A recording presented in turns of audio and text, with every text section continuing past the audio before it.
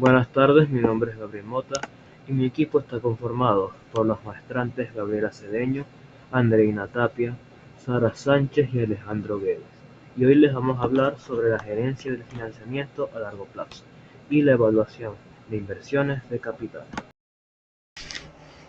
Administración de financiamiento a mediano y largo plazo. Este término nos habla sobre la planificación, la ejecución y el control de los recursos financieros, generalmente para periodos superiores a 1 año o 2 años, para las inversiones estratégicas y de expansión que inician la estructura de capital. Estas inversiones deben referirse al mejoramiento de la tecnología de la empresa, al aumento del transporte corporativo, al incremento o mejoramiento del capital de trabajo, así como también algunas formas de fusiones, adquisiciones, adquisición de inmuebles para la organización o la emisión de acciones nuevas. Generalmente, eh, esto tiene como objetivo la maximización del valor de la empresa por medio de, como dije, inversiones estratégicas expansivas, modernización tecnológica o la mejora sustancial de capital de trabajo. Este proceso se suele realizar por medio de 4 fases. Primeramente está la evaluación de necesidades, que debe de sincronizar la inversión de la empresa con los egresos o gastos de la misma, así como también se debe sacar el costo promedio ponderado de capital, debido a que el costo promedio ponderado de capital es lo que asegura que el rendimiento de estas inversiones sean superiores al costo promedio de las mismas. Asimismo, se debe realizar un análisis de riesgos. El análisis de riesgos es la evaluación o exposición a tipo de cambio o tasas comerciales. Asimismo, se debe realizar la estructuración y las amortizaciones del capital financiero. Esto significa que se debe negociar la flexibilidad de los plazos de pago de las inversiones y el aseguramiento de los flujos efectivos. Existen dos fuentes de financiamiento, que es el financiamiento externo, que suele significar la solicitud de créditos en préditos bancarios, la emisión de los bonos corporativos, que son los instrumentos de deuda para la empresa para poder lograr financiamiento externo rápido, o el arrendamiento financiero.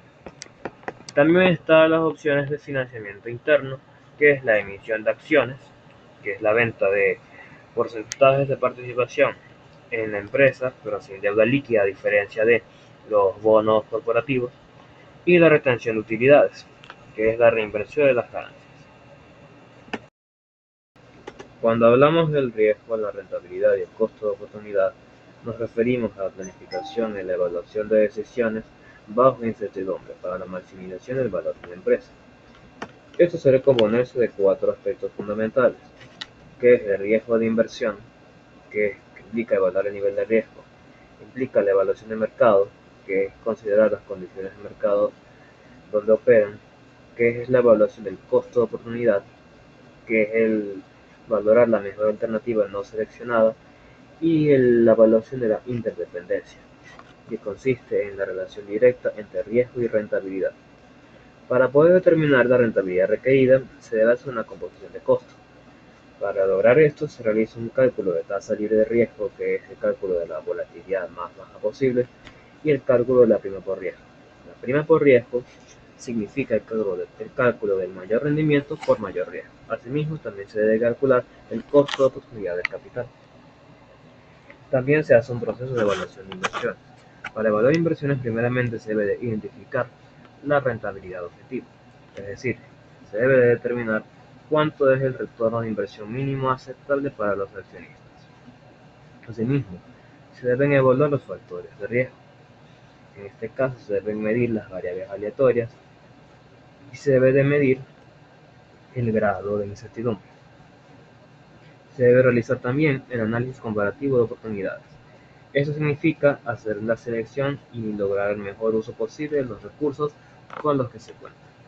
Y asimismo se deben integrar en el costo de capital. Eso significa calcular la tasa de descuento ajustada por riesgo. Estimado profesor y compañeros, mi nombre es Gabriela Cedeño y en esta oportunidad voy a presentar el siguiente tema, relación entre la rentabilidad y la liquidez. Dos conceptos fundamentales dentro de la administración financiera, ya que permiten evaluar la capacidad de una empresa para generar ganancias y al mismo tiempo cumplir con sus obligaciones de corto plazo. Como podemos observar en la diapositiva, existe una relación inversa entre la liquidez y la rentabilidad.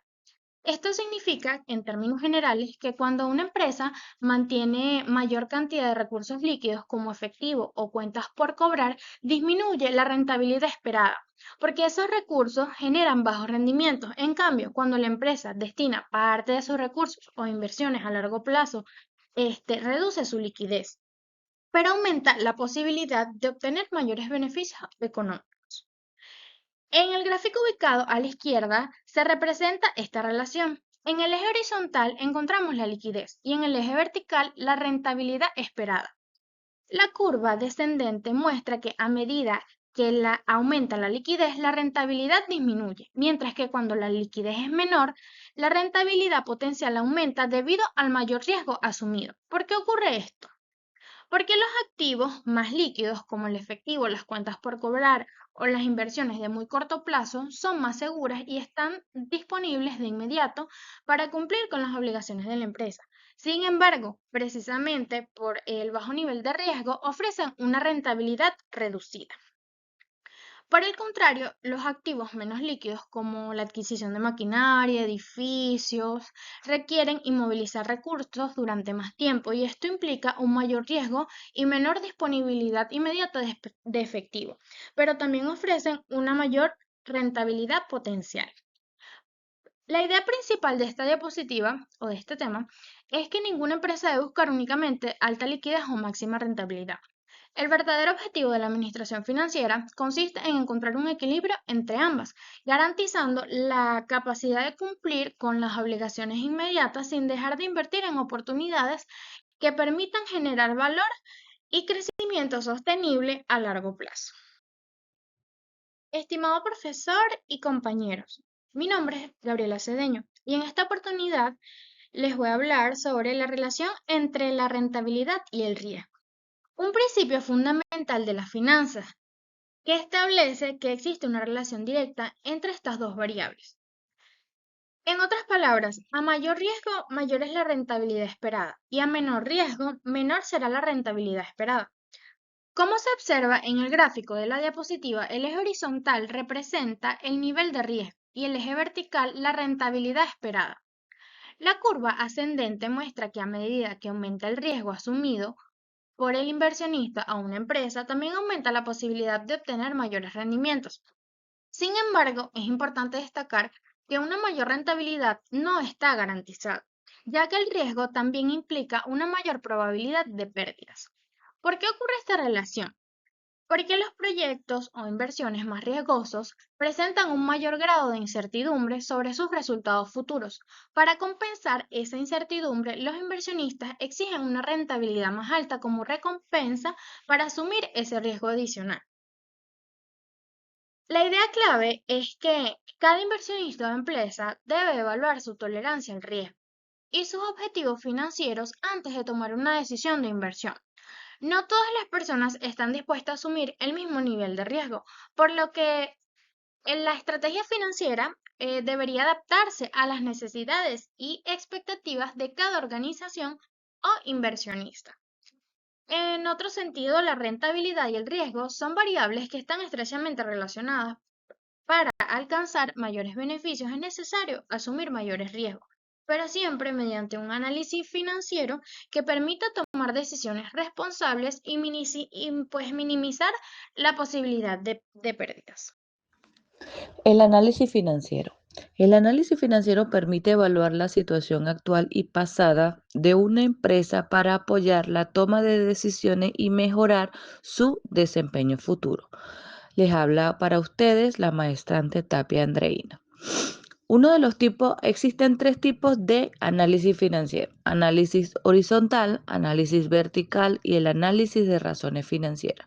El análisis horizontal consiste en comparar los estados financieros de varios periodos para identificar aumentos y disminuciones absolutas porcentuales. Permite a su vez identificar tendencias y evaluar la evaluación de las cuentas a largo tiempo.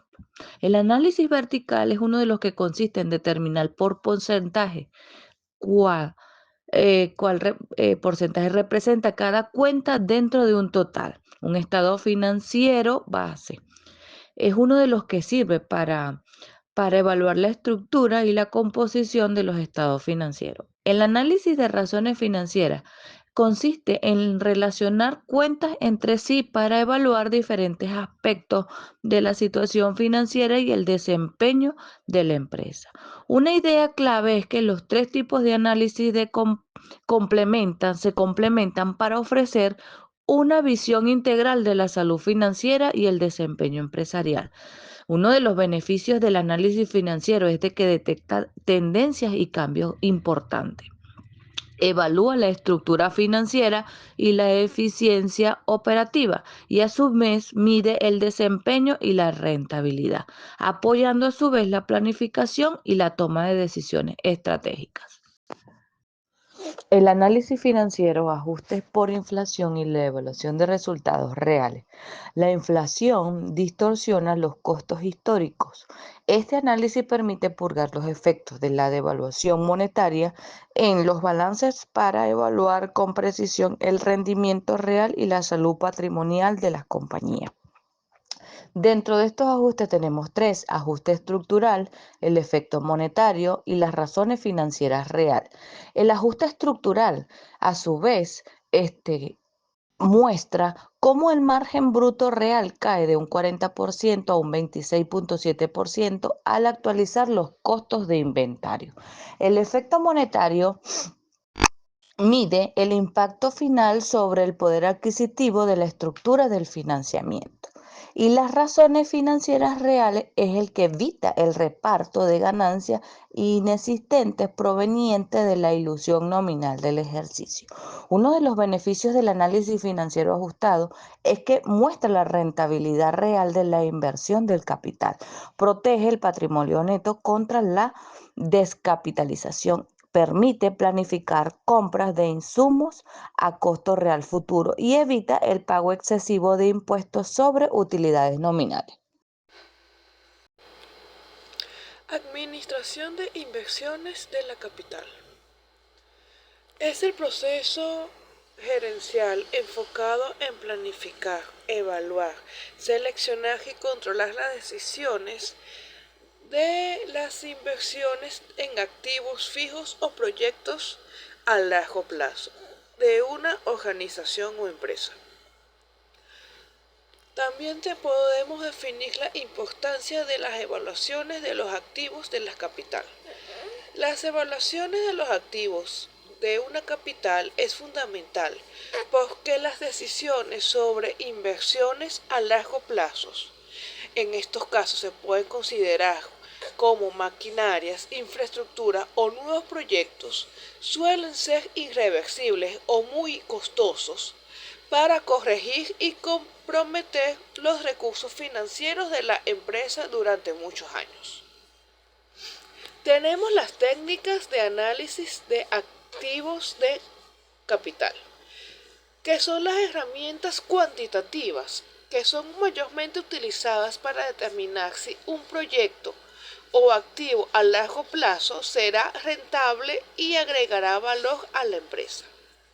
De esta manera se dividen principalmente en dos grandes grupos, que vienen siendo métodos sofisticados, que solo consideran el valor del dinero en el tiempo, y método no sofisticado, que vienen siendo estáticos o tradicionales. El rendimiento de la inversión. En la métrica financiera que mide la ganancia, beneficio o pérdida que produce una capital invertida a lo largo del tiempo, expresado habitualmente en términos porcentuales. En el contexto de la gerencia de proyectos y las inversiones de capital, representa la capacidad de activos para generar beneficio en relación con el volumen de los recursos financieros comprometidos. Se puede asignar los recursos financieros de la empresa de manera eficiente para poder maximizar su valor y generar rentabilidad a futuro. Tenemos aspectos claves que abarcan la evaluación del proyecto, análisis del flujo de caja esperado, Riesgo y tasa de retorno. Uso de las técnicas a nivel de la toma de decisión, que viene siendo la aplicación de métodos financieros como el valor actual neto, BAN, y la tasa interna del retorno TIR. Asignación estratégica, que es la determinación de si conviene adquirir nueva maquinaria, expandir la infraestructura o desarrollar nuevos productos. Todos estos casos tenemos que tomarlos en cuenta cuando vamos a administrar una inversión de la capital para realizar un proyecto para una empresa u organización.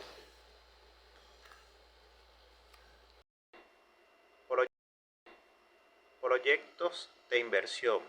Es un plan detallado y formalmente estructurado que asigna capital, recursos materiales y humanos para la creación, ampliación o modificación de una unidad productiva con el objetivo de generar beneficio económico o social a futuro. Se utiliza en la gerencia financiera para prever posibles ampliaciones o visualizar qué es lo que se espera en el futuro al iniciar un proyecto en la empresa. Este a su vez cuenta con etapas. La primera etapa es la fase de preinversión, donde se utiliza el perfil de la inversión, identificar la idea. Después viene la prefactibilidad, que es un estudio detallado con las alternativas de mercado, las técnicas legales, las técnicas financieras, para ver si es factible hacer eso. Y luego que se hace la prefactibilidad, viene la factibilidad como tal. Ahí es donde se hace un análisis definitivo con los datos primarios para decidir si se invierte o no en un proyecto planteado. Luego viene la fase de inversión o ejecución, donde viene el diseño definitivo, la negociación o financiamiento con entes externos, la adquisición o construcción de la infraestructura que se requiera, luego vienen las pruebas y la puesta en marcha para dar inicio formal a lo que sería el proyecto de inversión. Como tercer punto estaría la fase de operación, que es el periodo en el que se ejecuta el proyecto, generando flujo de cajas, manteniendo la optimización.